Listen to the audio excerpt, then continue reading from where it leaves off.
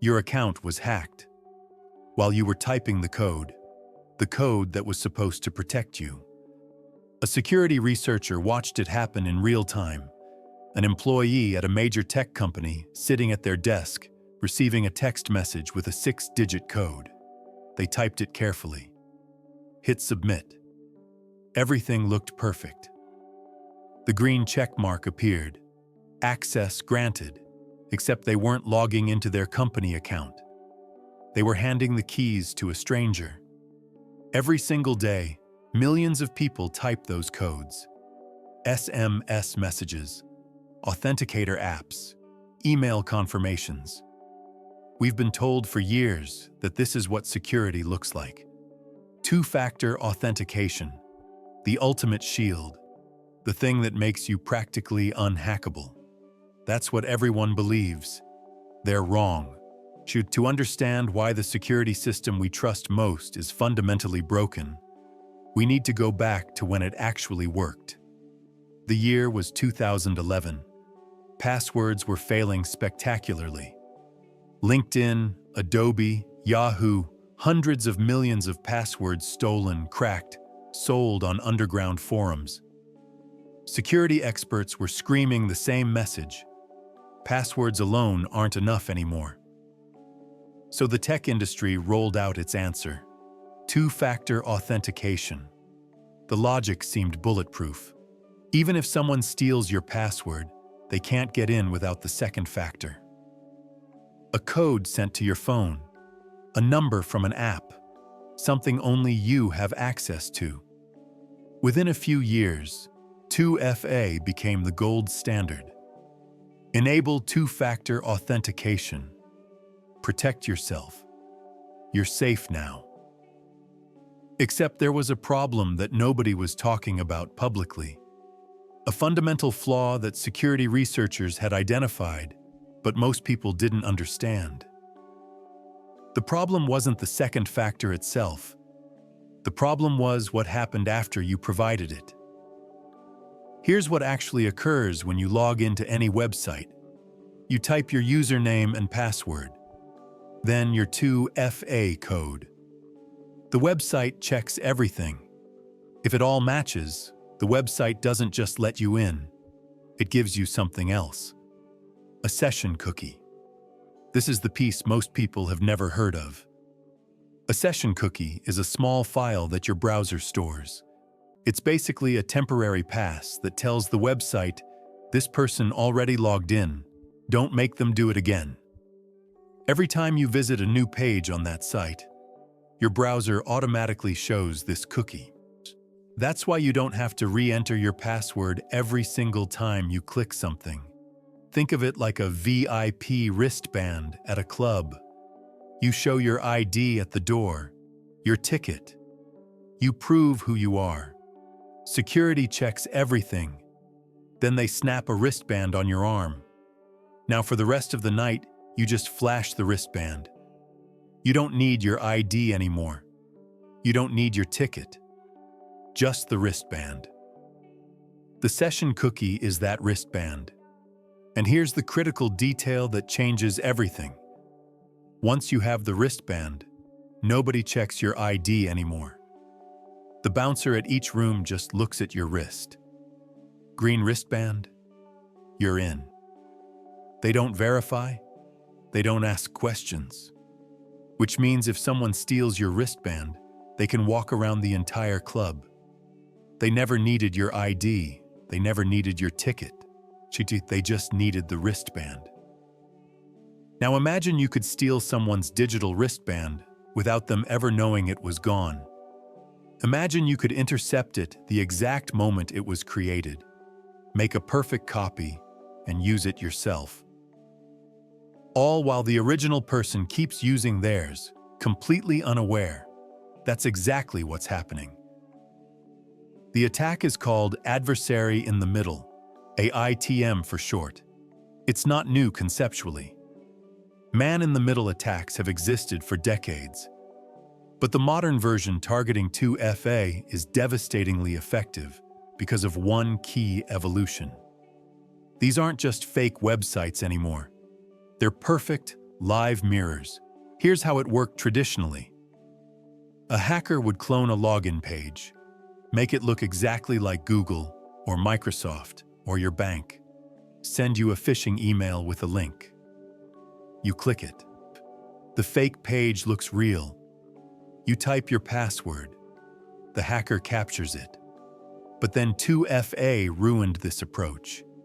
Because even with your password, the hacker couldn't log in. They'd need the code from your phone. The code that changes every 30 seconds. The code they couldn't possibly have. So hackers evolved. They stopped creating static clones. They created something far more sophisticated, a live proxy, a real-time relay system that sits between you and the actual website. When you think you're logging into Microsoft, you actually are logging into Microsoft, just not directly. You're going through the hacker's server first. Here's the exact sequence. You receive a phishing email that looks completely legitimate. It could be from your IT department about a security update, from your bank about suspicious activity, from Microsoft about a policy change. The link looks real. The domain looks almost identical. You click it. The page that loads isn't a screenshot or a clone. It's a live feed. The hacker's server is simultaneously loading the real Microsoft login page and showing it to you through their proxy. Everything you see is actually happening on Microsoft's real servers. You type your username. The hacker's server captures it and types it into the real Microsoft page. You type your password. The hacker's server captures it and types it into the real Microsoft page. Microsoft's real server says, "Send the 2FA code." The hacker's server shows you that prompt. You receive the real text message from Microsoft's real systems. You type the 6 digits. The hacker's server captures them and types them into the real Microsoft page. Microsoft verifies everything. Username correct. Password correct. 2FA code correct. Access granted. Microsoft creates a session cookie and sends it back, but it doesn't go straight to your browser. It goes through the hacker's proxy first. The hacker's server copies that session cookie, makes a perfect duplicate, sends the original to your browser so everything looks normal to you, but keeps the copy. And that copy is all they need. Because remember the wristband analogy. Microsoft already verified everything. The username, the password, the 2FA code. The session cookie proves all of that already happened. So when the hacker uses their copy of the cookie to access your account, Microsoft doesn't ask for any verification. No password prompt. No 2FA code. Just the cookie.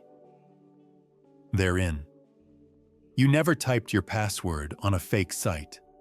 You typed it on the real site. You never gave your 2FA code to a hacker. You gave it to Microsoft's legitimate servers. Every security check passed, every green light lit up, and you still got hacked. This isn't theoretical. A tool called EvilGinx makes this process automated and trivial. It's open source, freely available. Initially created as a penetration testing tool for security researchers. But like many security tools, it became a weapon. EvilGinx can proxy any website. Microsoft 365, Google Workspace, Amazon Web Services, your bank, your company's internal portal. It handles the entire real-time relay automatically, captures the session cookies, even has templates pre-built for major platforms. A moderately skilled attacker can set this up in hours. Security researchers started seeing this in the wild around 2017. But it remained relatively rare because it required technical knowledge and infrastructure. Fast forward to 2022. Microsoft published a detailed threat analysis. They'd detected large-scale AITM phishing campaigns targeting thousands of organizations. The attacks were no longer rare. They were industrial scale. One campaign alone targeted over 10,000 organizations in a single month. The attackers sent millions of phishing emails. The emails weren't crude. They were sophisticated. They spoofed legitimate senders, used compromised email accounts, crafted convincing scenarios, urgent security alerts, password expiration warnings, document sharing notifications. Users who fell for it saw perfect login pages. Because they were the real login pages, just proxied. They completed 2FA successfully. Not because they were completing it with the real service. Everything felt secure. Nothing was secure. Once the attackers had the session cookies, they moved fast. Accessed dozens of accounts simultaneously. Search emails for sensitive information, company financials, customer data, intellectual property. Download everything valuable. Some deployed ransomware. Others set up forwarding rules to continue monitoring emails even after the initial session expired. The median time from stolen cookie to full account compromise was under 10 minutes. Major breaches have been traced back to this exact method. In 2022, attackers used AITM to compromise Uber's internal systems, got access to an employee's account. From there, pivoted to internal tools, breached source code repositories, sensitive databases. The initial access vector was a phishing message and a stolen session cookie. Rockstar Games suffered a similar attack. 90 video clips of the unreleased Grand Theft Auto 6 leaked online. Source code stolen, Twilio, MailChimp, DoorDash, Cloudflare. All reported security incidents between 2022 and 2023 where attackers compromised employee accounts through sophisticated phishing. In several cases, investigators found evidence of AITM tactics. Session hijacking, real-time proxying, cookie theft. These weren't small companies with poor security. These were major tech firms with dedicated security teams, mandatory 2FA policies, and regular training. They still got hit because the attack bypasses the defenses they had in place. The worst part? Many of these victims had done everything right according to traditional security advice. Strong passwords, password managers, two-factor authentication enabled, regular security training, all the checkboxes marked, still compromised, because the security model they trusted was designed for a threat that no longer existed. Traditional 2FA protects against password theft. If someone steals your password database, they can't use those passwords without the second factor. But AITM doesn't steal your password after the fact. It steals your access during the login, the moment you authenticate, the exact second you prove you're legitimate.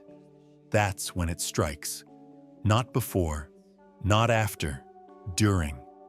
And traditional 2FA has zero defense against this because it authenticates you to the real service. It does its job perfectly. It confirms you are who you say you are, then creates the session cookie to maintain that authenticated state. The vulnerability isn't in how 2FA works.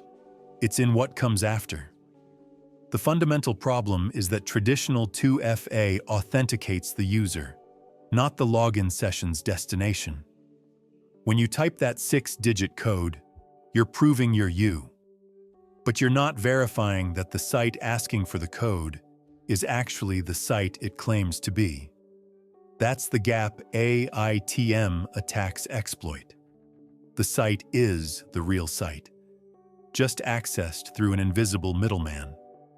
So what actually works? After years of these attacks, security researchers and major tech companies converged on a single answer. Phishing-resistant MFA, multi-factor authentication, that's cryptographically bound to the specific domain you're accessing. The two main implementations are hardware security keys and passkeys. Hardware security keys like YubiKey work using FIDO2 protocol. When you register a key with a service, there's a cryptographic handshake between your key and the specific domain. Microsoft.com gets one set of credentials. Google.com gets completely different credentials. They're mathematically unique to each domain. When you log in, the website sends a challenge. Your security key verifies the domain making the request matches the domain you registered with.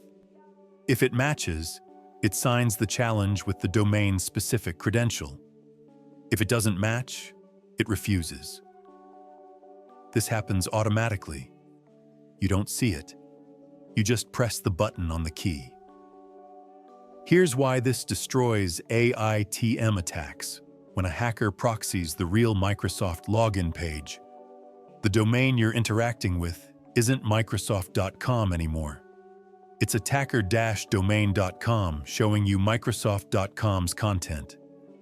Your security key checks the domain, sees it's attacker-domain.com, refuses to sign because that doesn't match the Microsoft.com credentials you registered.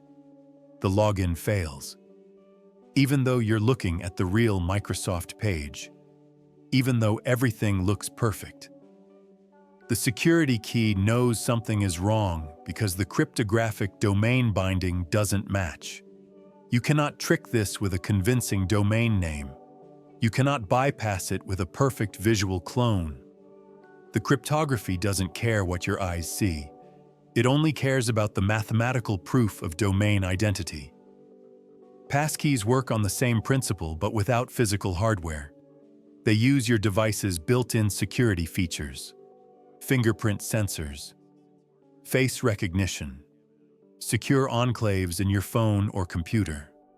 The cryptographic binding still happens. Each service gets unique credentials tied to its domain. Major organizations started mandating hardware keys for high-risk accounts. Google required them for all employees in 2017. Since then, they've reported 0 successful phishing attacks against employees using security keys. 0. Not reduced, not minimized, eliminated.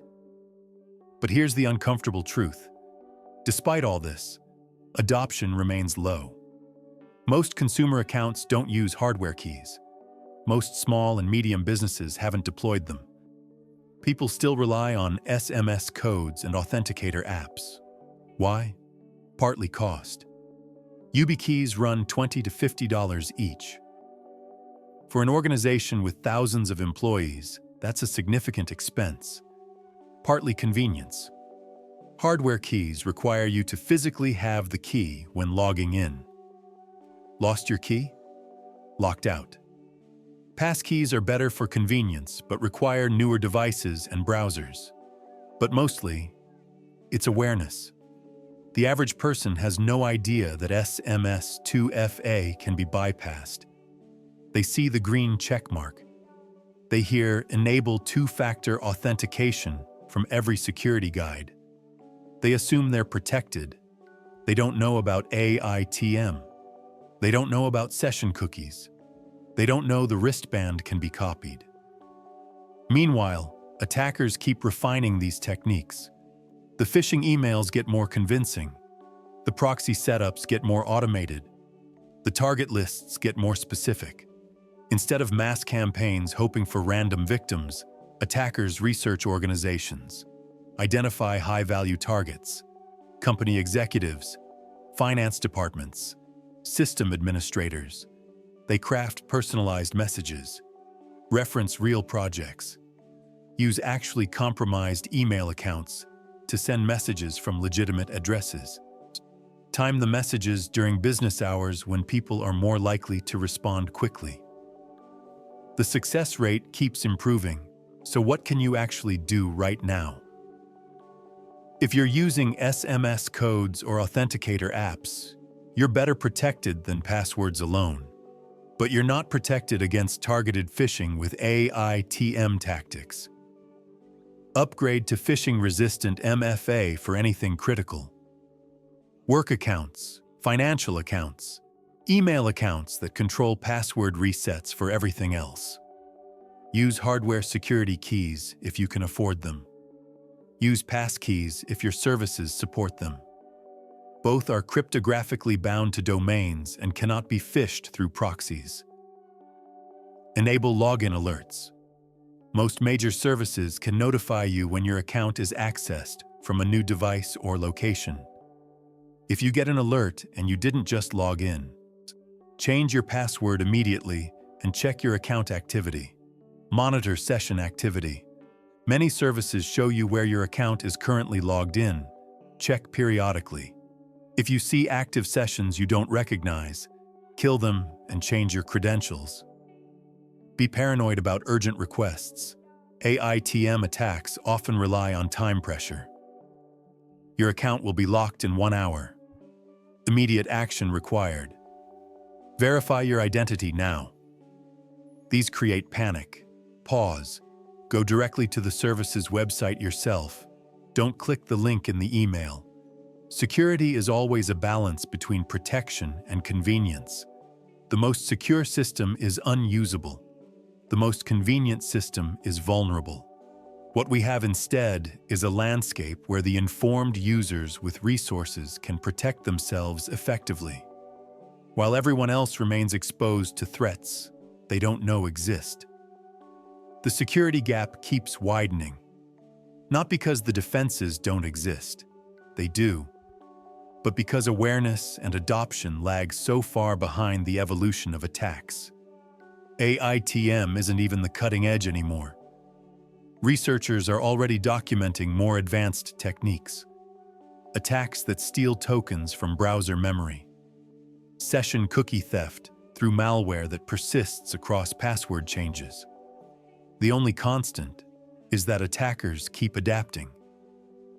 And most people's security practices haven't changed in 5 years.